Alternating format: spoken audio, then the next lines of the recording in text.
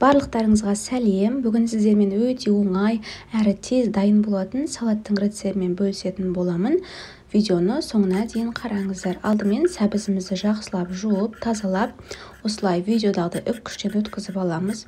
Одан кейін сәбіздің үстіне шым-шым тұз салып, сәбізімізді жақсылап мұжамыз. Шамамен 1-2 минуттай, яғни сәбіздің суығы шығып, сәбіз жұмсаруы тиіс.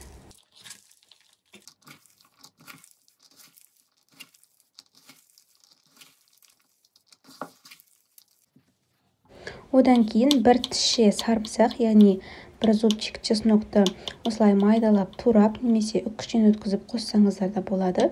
Сәбіздің үстіне саламыз.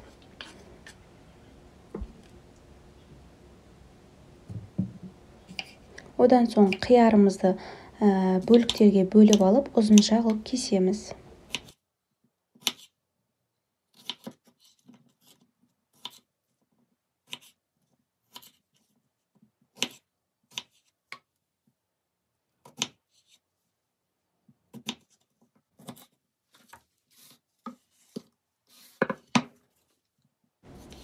Одан соң қызанақ және де капустамызды да дәл солай ұзынша етіп кесіп аламыз.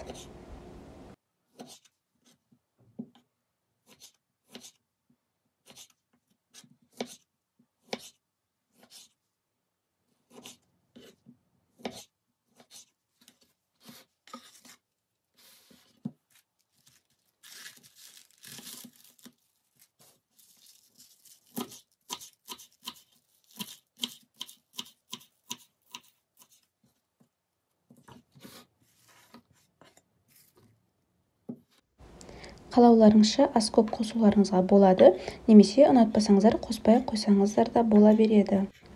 Бұны да майдалап турап салатымызға қосамыз.